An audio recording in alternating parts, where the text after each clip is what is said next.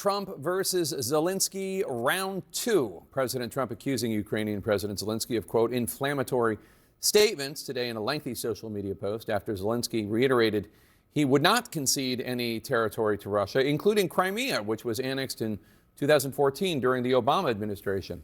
Trump's post came just hours after his vice president, J.D. Vance, said Europe may need to get the deal over the finish line and suggested freezing Ukraine's territorial lines where they are today. CNN's Nick Payton-Walsh is in London with new reporting on all this. And Nick, European leaders tell you that President Trump still does very much want a peace deal. Yeah, certainly a European official I spoke to said that this latest bout of pressure really seems to be about the Trump administration trying to honour its belief it could get a peace deal done in the first 100 days. They've got about a week left, and we've heard in past days Secretary of State Marco Rubio saying that they might potentially walk if there wasn't some sort of deal coming forwards. There's supposed to have been today progress in London. The United States Secretary of State Rubio himself, Steve Witkoff, the presidential envoy to Russia and part of this conflict as well, were all supposed to have got together. That meeting significantly downgraded, and lower level officials indeed met. And in fact, after it, and indeed after that Truth Social post by President Trump, Ukraine's President Volodymyr Zelensky said today was a day in which emotions had run high. And so clearly this issue of the recognition of Crimea as being part of Russia, it's not entirely clear if the US would like to see Ukraine do that. It's a red line. Zelensky said he won't tolerate or contemplate. It's not even allowed by the Ukrainian constitution, or whether this is really the US saying it might recognize Crimea as part of Russia, as part of a concession to get Moscow closer to some kind of deal. It seems to have stirred up tempers and I think increased tension around exactly what can be achieved. In that Truth Social post, what we don't actually know is what is required of Ukraine at this stage. Publicly, that's not been made clear. Trump wants Zelensky to get it done. We just don't know what the it is yet, Jake. On that Truth Social post from President Trump, he also said, quote, nobody is asking Zelensky to recognize Crimea as Russian territory, but if he wants Crimea, why didn't they fight for it 11 years ago when it was handed over to Russia without a shot being fired, unquote. Now, you reported from Ukraine in 2014. Is that what happened? Yeah, look, just to point out, Zelensky was a TV producer back then, a very different global political climate, and in fact, a bit of a vacuum of power, frankly, in Kiev when little green men, the Russia said had nothing to do with it, marched into Crimea in 2014. The US, Europe weren't willing to provide arms to get into the fight to assist Ukraine. Ukraine's army was in tatters. And so, yes, frankly, without a shot for the better part of it, in 2014, Russian troops moved in to an area which in the 50s had, under the Soviet Union, been part of Russia and handed over to Ukraine under the Soviet government then. So only recently, in the larger history, changed hands. But it was such a different world then, frankly. The West not willing to confront Russia, who they'd had a better relationship with. Massive sanctions against Russia after that particular moment. But it's an exceptionally difficult world, different world now, we find, with the full-scale invasion of 2022 by Russia of their neighbour. So very different times, hard to compare. Jake. How do you view the way the administration is handling this? Look, I think it's fine, Casey, that they want a ceasefire. Everybody should, even if Mr. Putin doesn't. But they've got it wrong, fundamentally wrong, in two ways. First, when you go for a ceasefire, you should simply go for a cessation of hostilities.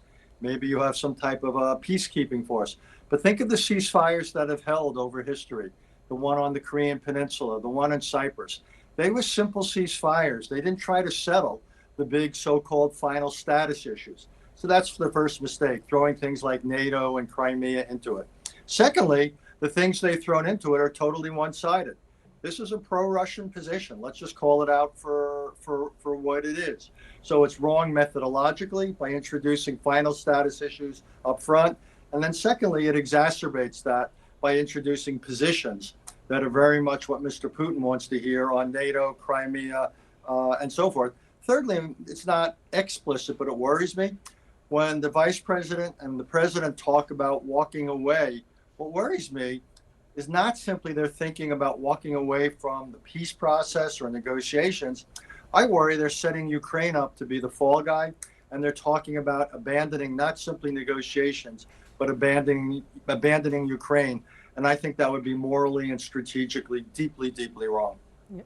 What do you make of the fact that we're learning that Steve Witkoff is going to go back to Moscow? How do you look at his role in all of this and how it plays into kind of that scenario that you laid out of the prospect of America abandoning not just these negotiations, but Ukraine?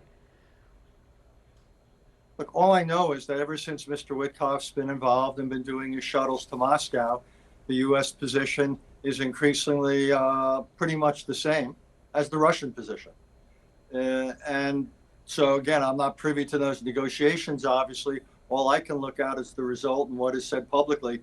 But so far, at least, I don't see anything constructive that has come from as many hours of sitting face to face with Vladimir Putin. Where do these talks stand? Well, just I think 2 minutes ago, President Zelensky responded to President Trump by tweeting that emotions were running high today. I think it was an interesting description of the war of words between him and President Trump. And I think that Trump and Zelensky are stuck because Trump's plan, which is more or less what President Putin wants, is very, very far from what President Zelensky is willing to do. And this is why, at the moment, it doesn't seem that there is a deal in the making.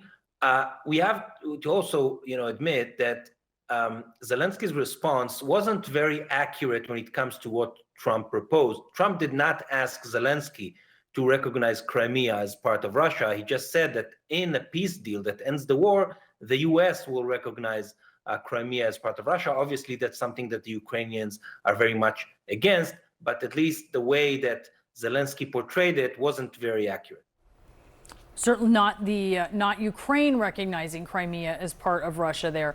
Okay, so talk to us about some of the hangups here, because you have the vice president this morning. He said the deal would freeze the territorial lines at some level close to where they are today, and we're going to actually put in place the kind of long-term diplomatic settlement that hopefully will lead to long-term peace. Is there an indication that Vladimir Putin would be placated by freezing those territorial lines close to where they are today? I think that Putin more or less signaled in his meetings with Steve Witkoff, Trump's envoy, that he's willing to freeze the war along those lines as long as the U.S. recognizes Crimea as part of Russia, and as long as the U.S. De facto recognizes that the territory that Putin occupied since the invasion in 2022 will stay part of Russia, even if the U.S. doesn't recognize it officially. So on territory, the U.S. proposal almost matches what Putin wants. But Putin doesn't agree to the other part of Trump's proposal, which is that Ukraine will have a robust security guarantee, that international forces will be positioned inside Ukraine. Those are things that Putin completely rejects. He wants Ukraine to be, demilitarized, without an army, definitely without international forces. So this is why, by the way, Putin still hasn't said yes to this proposal either. Witkoff is going to be again on Friday in Moscow to see Putin, and we'll see if he comes out with a yes from the Russian president. I'm not sure this will be the case. This push we're hearing about of the Trump administration to get this done in the first 100 days of the president's tenure in the White House, that's according to a European official. That's coming up very quickly next week. I mean, how are you viewing that as a deadline? Well, we have to remember, during the campaign, Trump said he will end the war even during the transition, even before he's being inaugurated. That did not happen. I do not see, we're very close to the 100 days. I think it's like in a week or so, or 2 weeks. It's not a realistic objective. Trump and his team tried very hard in the last 2-3 weeks to get something, which is short of ending the war, just a 30-day ceasefire. They couldn't get that. And I think that this is because Putin feels that in the battlefield, he has the upper hand at the moment. He sees that Zelensky is under a lot of pressure from the US. So Putin is not under any pressure. and is not going to accept anything that is short of his maximalist demands. Zelensky said he's open to meeting with Trump. They're both going to be in Rome for Pope Francis's funeral, of course. Do you see that happening? I don't know. I just know one thing. Trump and Zelensky met several times over the last few months. I think the record shows that it might not be a good idea. I mean, we all remember what happened the last time they met in the Oval Office. And I know that people around Zelensky are urging him not to push for such a meeting because the conditions are not ripe and such a meeting could once again explode and create an even bigger crisis. So I don't think that while Zelensky is saying that he wants to meet Trump in Rome, people around Zelensky are urging him not to do it.